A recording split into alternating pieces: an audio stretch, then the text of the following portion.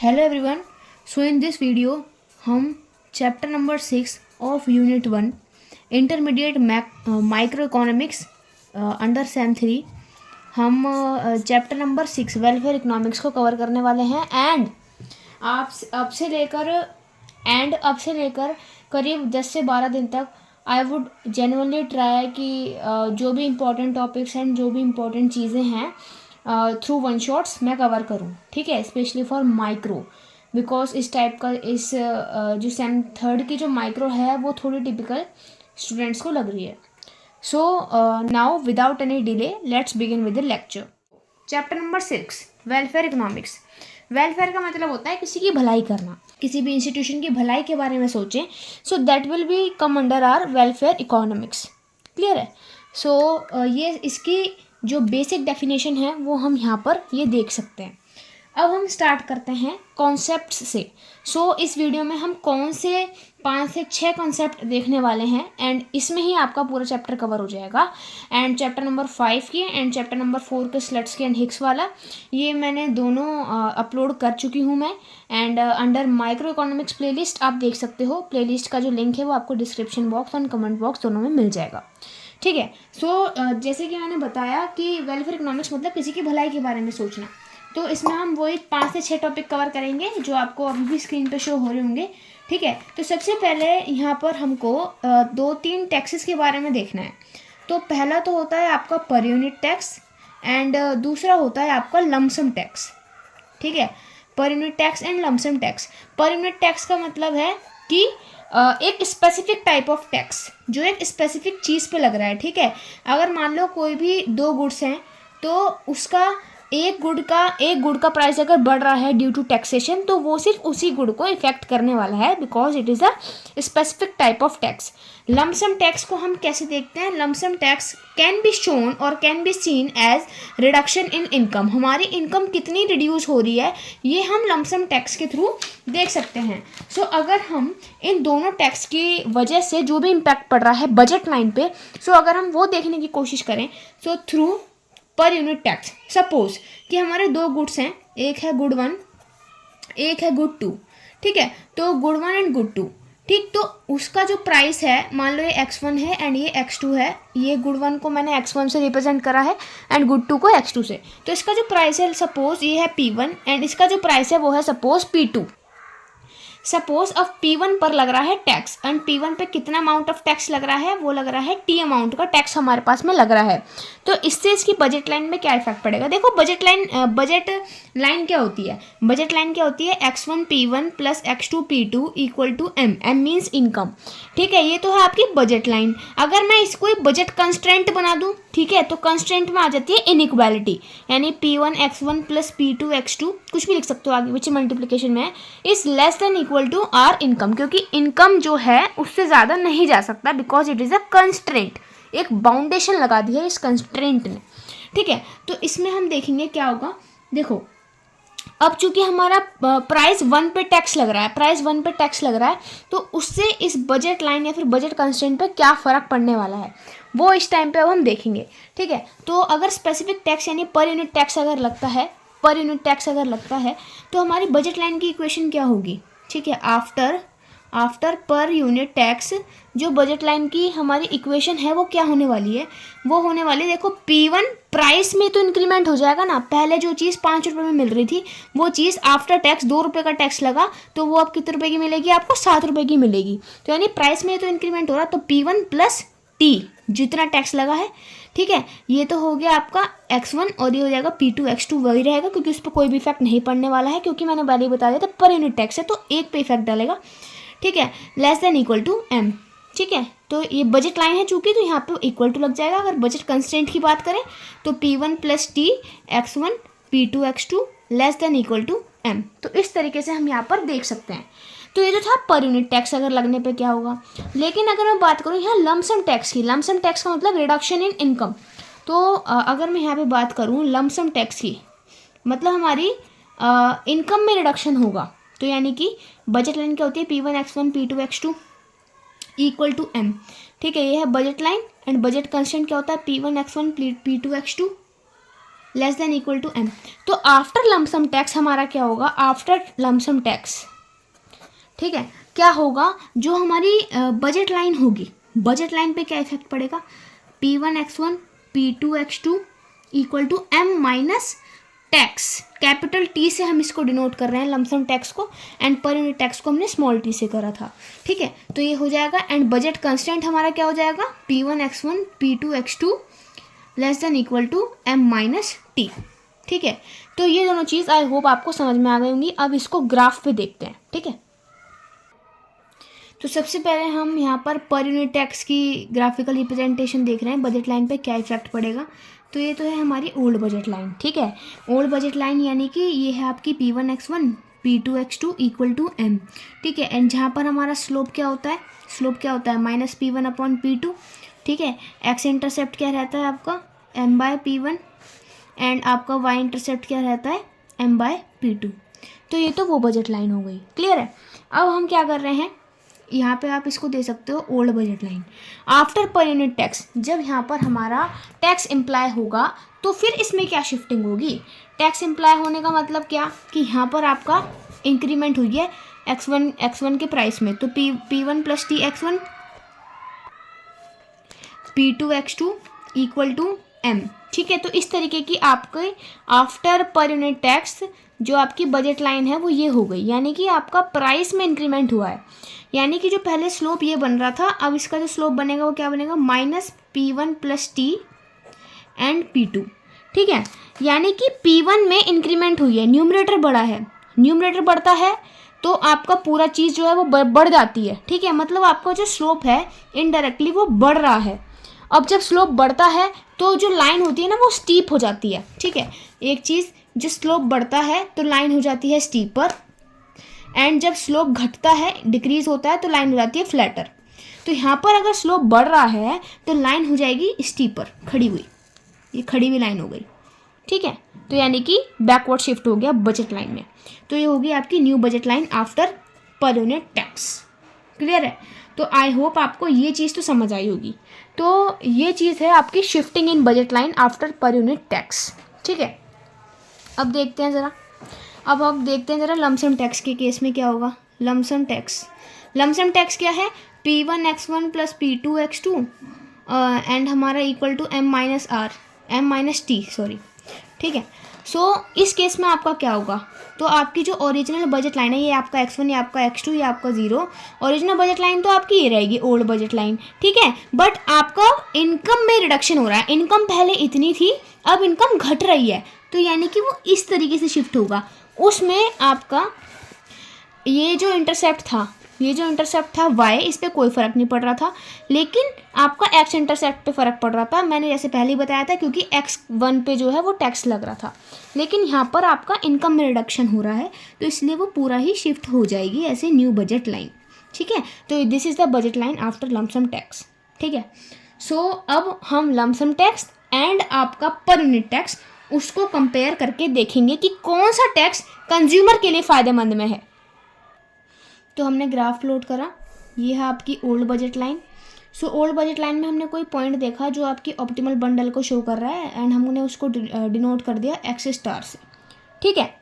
ये तो है आपकी ओल्ड बजट लाइन। अब मुझे क्या करना है, अब मेरा पर यूनिट टैक्स को कंपेयर करना है और लमसम को। तो पर यूनिट टैक्स की बजट लाइन कैसी होती है, स्टीपर होती है इससे। तो यहाँ पे भी हमने एक पॉइंट ले लिया, ठीक है, एंड उसका भी IC कर्व हमने ड्रॉ कर दिया, एंड उसको नाम दे दिया x डबल स्टार, क्लियर है। ये तो है आपका पर यूनिट टैक्स का, ये है आपकी पर यूनिट टैक्स की बजट लाइन, ठीक है। जब पर यूनिट टैक्स लग जाता है तो उसके बाद बजट लाइन का क्या सिनेरियो रहता है वो ये है। अब हमारे पास में क्या है, अब हमारी आ गई लमसम टैक्स लगना है, क्योंकि हम दोनों को कंपेयर कर रहे हैं। तो लमसम टैक्स क्या कहता है, लमसम टैक्स हमारा ये कहता है कि हमारी जो बजट लाइन है उससे हमें लेफ्टवर्ड शिफ्ट करना है, तो ज़रा कर देते हैं लेफ्टवर्ड शिफ्ट।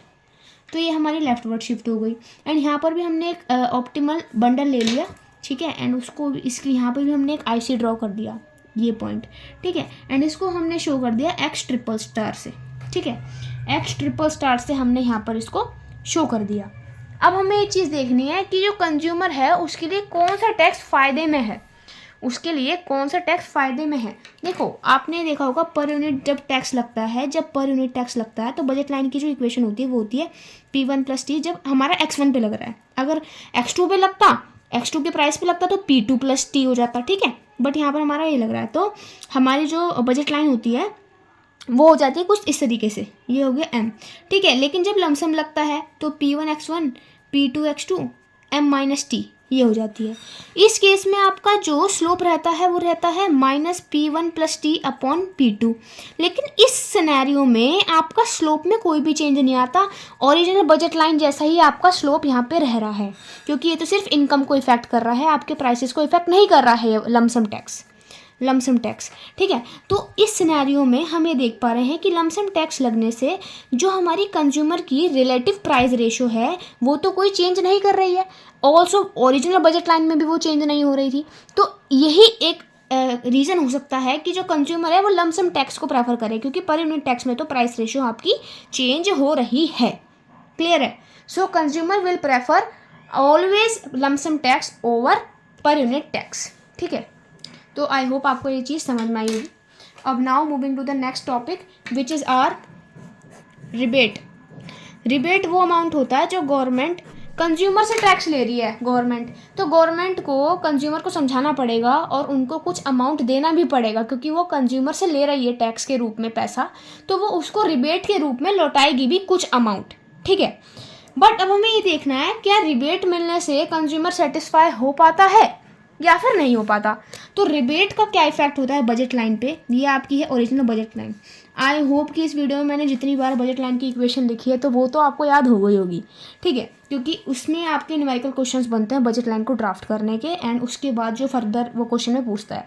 तो ये तो आपकी बजट लाइन की इक्वेशन। जब इस पर रिबेट लगा, रिबेट मतलब गवर्नमेंट ने कुछ हमें दिया, यानी हमारी इनकम में कुछ ऐड ऑन हुआ।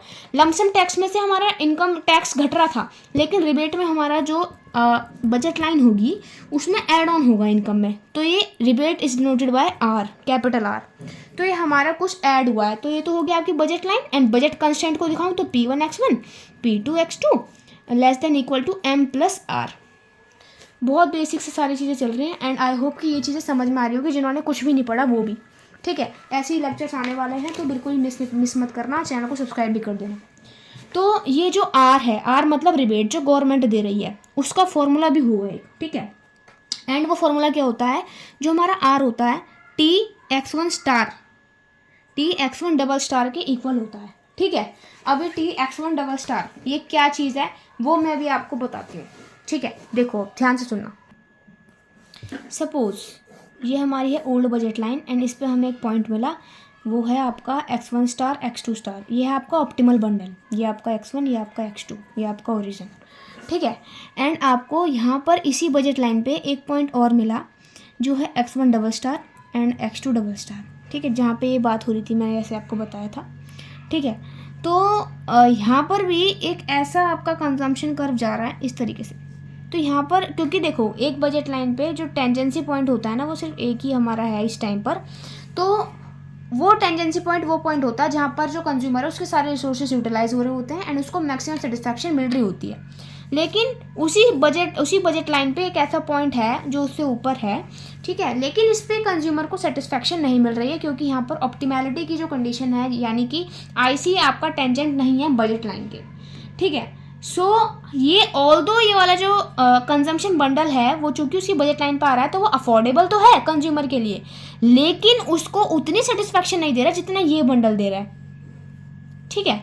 तो उतनी सेटिस्फैक्शन नहीं दे रहा, इसलिए जो रिबेट है वो कंज्यूमर को हैप्पी नहीं कर सकता। ऑल्दो गवर्नमेंट उनको अमाउंट दे रही है, पर कितना अमाउंट दे देगी उसको वो उतना अमाउंट नहीं दे पा रही है कि कंज्यूमर हैप्पी हो जाए, ठीक है। So this is all about rebate, ठीक है। तो आई होप कि आपको ये चीज़ समझ में आई होगी। देखो ये भी चीज़ अफोर्डेबल है, ये भी चीज़ अफोर्डेबल है, क्योंकि वो सेम बजट लाइन पे लाई कर रही है। बट कंज्यूमर किसको प्रेफर करेगा, ये जो विदाउट रिबेट है। ये तो रिबेट की बात है, क्योंकि मैंने रिबेट आपको बताया T(x1) होता है, ठीक है। तो लेकिन आपका जो ये चीज़ है वो चूँकि ऑप्टिमैलिटी कंडीशन को सेटिस्फाई कर रही है, तो रिबेट एक कंज्यूमर को हैप्पी नहीं कर सकता। तो ये तो था आपका रिबेट का कंसेप्ट। अब हम आ जाते हैं हमारे नेक्स्ट कंसेप्ट पे, वो है पर यूनिट टैक्स आफ्टर रिबेट। फटाफट से ग्राफ बनाते हैं। x1 x2 old budget line, ये तो है बिना किसी टैक्स की बजट लाइन। अब लगेगा इस पर टैक्स, पर यूनिट टैक्स, तो ये हो जाएगी स्टीपर। क्लियर है? आई होप कि ये चीज़ समझ में आ रही होगी। तो यहाँ पर हमें एक ऑप्टिमल बंडल मिला है, यहाँ पे भी हमें एक ऑप्टिमल बंडल मिल रहा है, ठीक है, जिसको हम नाम दे रहे हैं X star X double star. Clear? अब per unit tax after rebate, rebate क्या होता है? Increment in income. तो पर यूनिट टैक्स की लाइन तो ये रही, per unit tax after rebate, rebate क्या होता है? Addition in income. तो ये यहाँ से कुछ चली जाएगी, इसके पैरेलल राइट वर्ड शिफ्ट की तो वर्ड्स हो रही है, क्योंकि रिबेट में मतलब इनकम में कुछ ऐड होना, ये पर यूनिट टैक्स है, पर यूनिट टैक्स आफ्टर रिबेट। ठीक है, आई होप ये चीज़ समझ में आ रही होगी। तो अब यहाँ पर हमको जो एक ऑप्टिमल पॉइंट मिल रहा है, यहाँ पर हमको जो एक ऑप्टिमल पॉइंट मिल रहा है, ये लाइन क्या आ रही है? देखो ये लाइन क्या है? पर यूनिट टैक्स आफ्टर रिबेट। ठीक है, ये है खाली पर यूनिट टैक्स, पर यूनिट टैक्स, ये है आफ्टर रिबेट। ठीक है, तो ये जो चीज़ आ रही है आफ्टर रिबेट, वो आपका ये जो बजट लाइन है, ये पर यूनिट टैक्स आफ्टर रिबेट को शो कर रही है। अब यहाँ पर देखते हैं कि कहाँ पर हमारा ऑप्टिमल बंडल लाई करेगा। देखो कहीं पर भी हमारा लाई कर सकता है। सपोज हमने यहाँ पे माना यहाँ पे लाई कर रहा है, तो इसका जो आईसी कर्व है वो कुछ ऐसा आएगा जो ओल्ड बजट लाइन से नीचे आ रहा है। तो इस पॉइंट को हमने नाम दे दिया एक्स ट्रिपल स्टार। ठीक है, तो इसका जो आईसी कर्व आ रहा है, टेंजेंट जो हो रहा है बजट लाइन से, वो ओल्ड बजट लाइन, ये तो थी हमारी ओल्ड बजट लाइन, तो उससे कम आ रहा है। तो इसका मतलब कम सेटिस्फैक्शन मिल रही है कंज्यूमर को, यानी कि पर यूनिट टैक्स लगा दिया गवर्नमेंट ने और फिर रिबेट दे दिया, तब भी कंज्यूमर हैप्पी नहीं हो सकता। कंज्यूमर की कंडीशन पहले से यानी ओल्ड से भी वर्स ऑफ हो रही है। तो here the consumer is worsing off. So I hope कि ये कॉन्सेप्ट भी आपको चीज़ समझ में आई होगी। Now moving to the last concept of this video, which is the most important, which is the compensating variations. इस चैप्टर में कंपनसेटिंग वेरिएशंस पढ़नी है, मतलब इनकम इफेक्ट किस तरीके से काम करता है। ठीक है, वो चीज़ देखनी है आपको। इनकम इफेक्ट आप न्यूमेरिकली कैसे सॉल्व करोगे कि कितना इनकम इफेक्ट आ रहा है।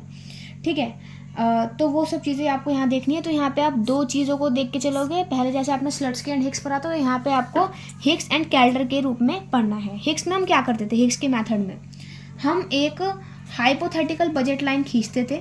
ठीक है, हाइपोथेटिकल बजट लाइन ड्रॉ करते थे which will be parallel to new budget line, जो न्यू बजट लाइन के पैरेलल होती थी, एंड टेंजेंट होती थी to old indifference curve.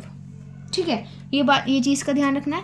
And Calder में थोड़ा उल्टा है, हाइपोथेटिकल बजट लाइन हम पैरेलल ड्रॉ करेंगे बट ओल्ड बजट लाइन के, एंड वो टेंजेंट होगी न्यू आईसी के। ठीक है, अब ये चीज़ क्या है उसको डायग्राम के हेल्प से आराम से समझेंगे। देखो सबसे पहले तो मैं एक एग्जाम्पल के थ्रू मैं इन सब दोनों चीज़ों को समझाऊंगी।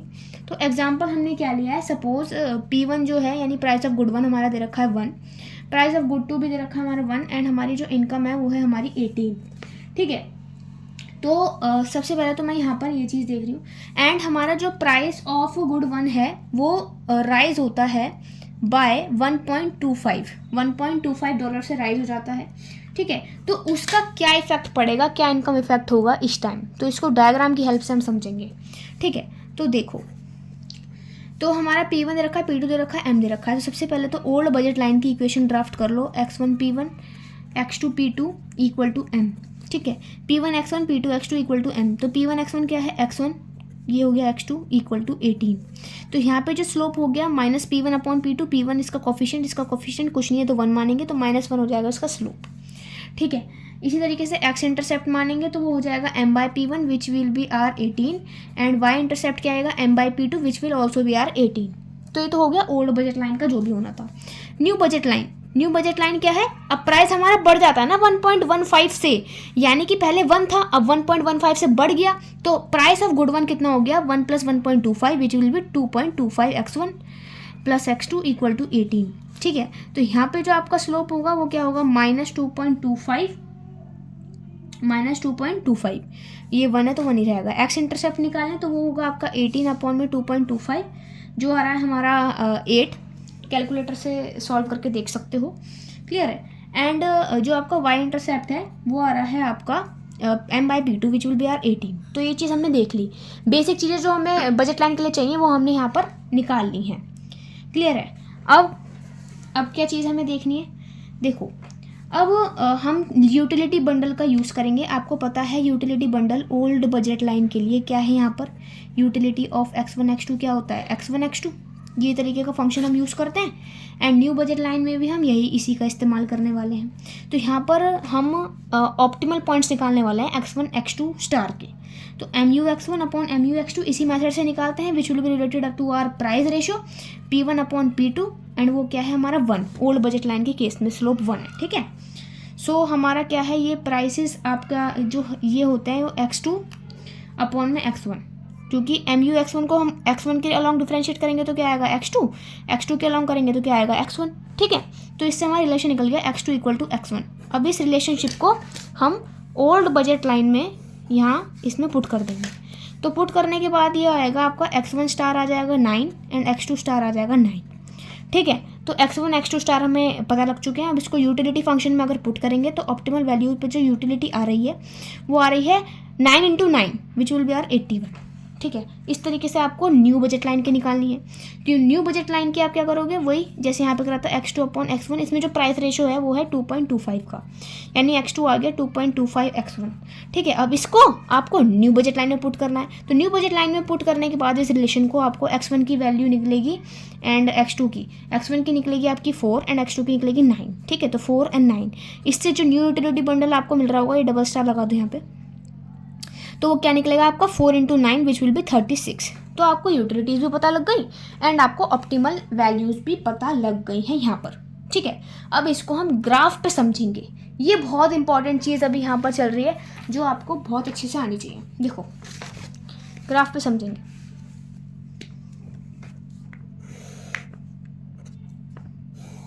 ये आपका x1, ये आपका x2, आई होप विजिबल होगा। एंड ये आपकी ओल्ड बजट लाइन का जो y इंटरसेप्ट है, देखो यहाँ पर साथ साथ देखते जाओ, x इंटरसेप्ट y इंटरसेप्ट दोनों 18 है, तो x इंटरसेप्ट भी 18, y इंटरसेप्ट भी 18, ठीक है। स्लोप -1 है, वो लिखने की ज़रूरत नहीं, क्लियर। और इसका जो ऑप्टिमल बंडल है वो कहीं पर भी यहाँ पे शो कर दो, 18 ये पूरा है ना। ऑप्टिमल पॉइंट इसका क्या आ रहा था ओल्ड बजट लाइन का, वो आ रहा था हमारा 9, ठीक है। तो यानी कि यहाँ से भी आधा लगभग यहाँ, एंड यहाँ से भी आधा लगभग यहाँ, तो ये पॉइंट आपका निकल रहा है, ठीक है। ये चीज़ आपकी निकल रही है, 9 है, ये भी 9 है, क्लियर। तो ये आ गया आपका x1 स्टार और x2 star which will be our 9 9 जो हमने निकाला था मैथमेटिकली, ठीक है। अब आपका न्यू बजट लाइन, आपको पता है कि आपका प्राइस जो है वो राइज हुआ था 1.25 से, क्योंकि टैक्स लगा होगा। तो टैक्स लगा है तो जो लाइन होगी वो स्टीपर हो जाएगी, स्टीपर हो जाएगी। तो कितनी स्टीपर होगी वो आपका यहाँ पे देखेंगे इसके हेल्प से। 4 और 9 आ रहा है new optimal bundle after tax, तो वो आपका 4 और 9 आ रहा है। तो x1 4 होना चाहिए, एंड हमारा ये जो चीज़ है वो 9 होनी चाहिए। तो सबसे पहले तो मैं एक बार बजट लाइन को ड्रॉ करती हूँ। तो बजट लाइन को ड्रॉ करना है तो वो स्टीपर ही बनेगी, ऑब्वियस सी बात है, ठीक है। तो ये तो आपकी ओल्ड बजट लाइन हो गई। अब जो न्यू बजट लाइन है वो आपकी स्टीपर होगी। वो आपको कैसे पता लगेगा, उसका जो आपका एक्स इंटरसेप्ट आ रहा था वो आ रहा था 8, एक्स इंटरसेप्ट आ रहा है 8, एंड जो वाई इंटरसेप्ट है वो आपका 18 ही है, तो यहाँ पे कहीं 8 आ रहा होगा 9 से पहले, क्लियर है। 9 से पहले तो ये आपकी हो गई न्यू बजट लाइन, क्लियर है। After price increment in good one, जो कि आपका x1 से आपको रिप्रेजेंट करा गया है। तो ये तो आपका आ गया था पहली लाइन का ऑप्टिमल बंडल, एंड दूसरी लाइन का जो ऑप्टिमल बंडल आ रहा है वो आ रहा है 4 9। तो 9 यानी कि x2 की तो क्वांटिटी 9 है, लेकिन यहाँ पे कहीं 4 होगा, तो ये 4 9 यहाँ ऑप्टिमल बंडल आपका हो रहा है। तो दैट इज़ आर ये optimal bundle which is tangent to IC, ठीक है। तो ये हो जाएगा आपका 4, 9 x1 double star x2 double star. अब हमें यहाँ दिखाना है हिक्स का इफेक्ट, तो हिक्स का इफेक्ट दिखाने के लिए हम क्या करते हैं, जैसे कि मैंने पहले ही बताया था, हाइपोथेटिकल बजट लाइन आपको ड्रॉ करनी है parallel to new budget line. New budget line क्या है, ये स्टीपर वाली, उसके पैरेलल एक लाइन को आपको ड्रॉ करना है, कर दीजिए, which is tangent to old IC। Old budget line का जो IC कर्व होगा उसी पे ही टेंजेंट होगी, ठीक है। तो थोड़ा इसको और ड्राफ्ट कर देते हैं। ओल्ड बजट लाइन का जो IC है वो ये है, थोड़ा सा यहाँ पे ये चीज़ मान लो ये पॉइंट है। अब ये पॉइंट हमें कैलकुलेट करना है, अब ये पॉइंट हमें कैलकुलेट करना है, तो इस पॉइंट को मैंने नाम दिया y, ठीक है। एंड उसके जो मुझे बंडल निकालना है वो निकालना है y स्टार, y1 स्टार और y2 स्टार। अब इन दोनों की वैल्यूज़ मुझे निकालनी है, तो वो कैसे निकलेगा, बहुत इंपॉर्टेंट पार्ट है, इस चीज़ का ध्यान रखना। हिग्स इफेक्ट के थ्रू हम निकाल रहे हैं यहाँ पर। तो y1 स्टार और y2 स्टार ये आपकी हाइपोथेटिकल बजट लाइन है, ध्यान रखना। तो अब चीज़ आपको क्या करनी है, जैसे कि आपको पता है कि x और y ये दोनों एक ही आईसी पे लाई कर रहे हैं, तो इन दोनों की यूटिलिटीज़ भी सेम होंगी। x1 स्टार और x2 स्टार की जो यूटिलिटी आ रही थी वो आ रही थी 81, ठीक है। तो यानी कि y1 y2 और x1 x2 की जो भी यूटिलिटी आ रही थी वो दोनों इक्वल होंगी, क्योंकि वो सेम आईसी पे लाई कर रहे हैं, ठीक है। और ये जो फंक्शन ये क्या था, x1 x2 ये वाला यूटिलिटी फंक्शन, तो इसी तरीके से हो जाएगा y1 y2 इक्वल टू 81। तो y2 की फॉर्म में y1 का हमें एक ये रिलेशन मिल गया, ठीक है। अब हमें क्या करना है, अब क्या होगा कि अब चूंकि ये जो लाइन है, ये जो लाइन थी न्यू बजट लाइन वाली, उसके पैरेलल ही है, तो पैरेलल लाइंस का स्लोप क्या होता है, सेम होता है। तो ठीक है, जो हाइपोथेटिकल बजट लाइन है उसका जो स्लोप है वो न्यू बजट लाइन के सेम होगा, क्योंकि दोनों पैरेलल है, ठीक है। तो अगर मैं इसकी इक्वेशन को निकालना चाहूँ, जो आपका y1 y2 है, इस लाइन की इक्वेशन को निकालना चाहूँ, तो इनका स्लोप तो सेम है, स्लोप सेम है, तो जो इक्वेशन आपकी इसकी होगी न्यू बजट लाइन की, वही इसकी इक्वेशन होगी। तो वो क्या होगा, ये होगा आपका 2.25 y1 एंड आपका y2 इक्वल टू m, ठीक है। अब यहाँ पे हमें क्या करना है, अब इस चीज़ का ध्यान रखना है। अब हमें क्या चाहिए, स्लोप चाहिए। यहाँ पे स्लोप हमारा क्या है, 2.25, क्लियर है। एंड हमारा अगर मैं इस फंक्शन के थ्रू अगर मैं वैल्यू निकालना चाहूँ, ये mu y1 mu y2 करना चाहूँ, जैसे कि हम ये करते हैं ऑप्टिमल पॉइंट्स को निकालने के लिए, तो that will be my y2 upon y1 equal to p1 upon p2, ठीक है। तो y2 के तो जगह में हम लिख सकते हैं, ये वैल्यूज़ को पुट कर सकते हैं 81 अपॉन y1, और y1 की जगह हम इसी को रख सकते हैं p1 अपॉन p2। p1 क्या है ये, p2 क्या है इसका कोफिशिएंट, तो दैट विल बी माई 2.25। तो y1 की फॉर्म में सारा क्वेश्चन हो गया, हाँ या ना, ठीक है। तो आप प्रैक्टिस करोगे ये आता चला जाएगा। तो 81 इसको हम ऊपर ले जाएंगे तो जाएगा y² 2.25, तो इसका डेसिमल यहाँ पर रिमूव होगा, तो दैट विल बी माई, यहाँ पर देखेंगे क्या चीज़ आती है, यहाँ पर हो जाएगा 8100, ये आएगा 225, दैट विल बी y²। अब y की वैल्यू y1², ठीक है। तो y1 की वैल्यू क्या होगी, इसका square root 8100 225 which will be my 90 upon में 15 6।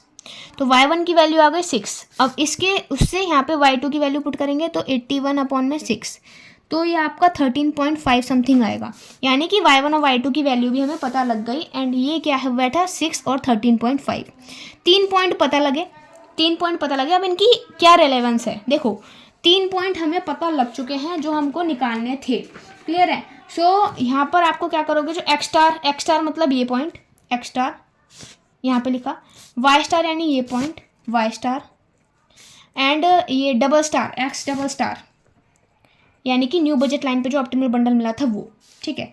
इनके ऑप्टिमल बंडल्स लिखेंगे, x स्टार पे क्या था 99, y स्टार पे क्या था 16 13.5 6 13.5 सॉरी, x डबल स्टार यानी न्यू बजट लाइन पे क्या था 49, तो 49, ठीक है। इनके प्राइसेस क्या है P1 P2, इसकी बजट लाइन में इनके प्राइसेस क्या थे 1 इसकी बजट लाइन में इनके प्राइसेस क्या थे 2.25 इंटू और 1, यहाँ पर भी न्यू बजट लाइन है तो इनके प्राइसेस क्या है 2.25 और 1, ठीक है। अब हम निकालेंगे इसकी हेल्प से, ये तो थे आपके ऑप्टिमल बंडल। अब इससे निकालेंगे कॉस्ट, ठीक है। तो इसकी जो आएगी, यहाँ पे मैं दोबारा लिख रही हूँ क्योंकि यहाँ पे स्पेस नहीं है, चलो यहीं पे कर लेते हैं कॉस्ट का भी, ठीक है। तो कॉस्ट क्या होगी 9 into 1 plus 9 into 1 18, 16 into 2.25 plus 13 into 1 which will be my R 27, ठीक है। एंड ये इसका जो आंसर आएगा वो भी आएगा 18। तो अब आपको यहाँ से इनकम इफेक्ट निकालना है, तो इनकम इफेक्ट के लिए आपको क्या दो चीज़ें देखनी है वो ध्यान दे लो। आपको देखना है यहाँ पर y और आपको देखना है ये, आपको सिर्फ हाइपोथेटिकल वाला एंड आपको ओल्ड वाला ये चीज़ देखनी है। अब आप कहोगे कि यार फिर आपने न्यू क्यों निकलवाया था, स्लोप कैसे पता लगता हाइपोथेटिकल बजट लाइन का अगर हम ये नहीं निकालते तो पॉइंट, ठीक है ना। तो वो चीज़ आपको ध्यान में रखनी है। तो देखो 18 से 27 अगर हम जा रहे हैं तो वो क्या होगा 18 माइनस 27 माइनस का 9, तो ये -9 क्या आ रहा है आपका इनकम इफेक्ट। तो ये तो थी आपका पूरा हिक्स का अप्रोच। आपको कैल्डर में अब क्या करना है, इस सेम एग्जांपल को अगर मैं कैल्डर की हेल्प से करूं तो कैल्डर की हेल्प में आपका क्या होगा, देखो मैं डायग्राम बना के दिखा देती हूँ। ये आपका होमवर्क है, ठीक है, कि आपको ये इसी तरीके से इसकी ऑप्टिमल पॉइंट्स निकालने हैं एंड जो आपका वेरिएशन होगी उसका जो आंसर है वो आपको डिस्क्रिप्शन बॉक्स में मिल जाएगा, ठीक है।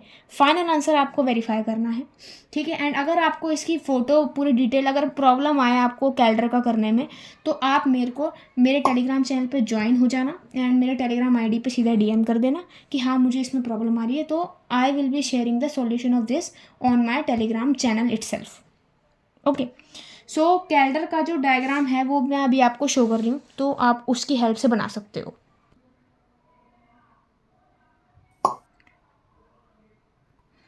सो आई होप कि आपको आज का लेक्चर पसंद आया होगा एंड मैंने सारी चीज़ें यहाँ पर कवर कर दी हैं एंड आपका चैप्टर 6 वन शॉट सिर्फ आधे घंटे में ख़त्म हो गया है।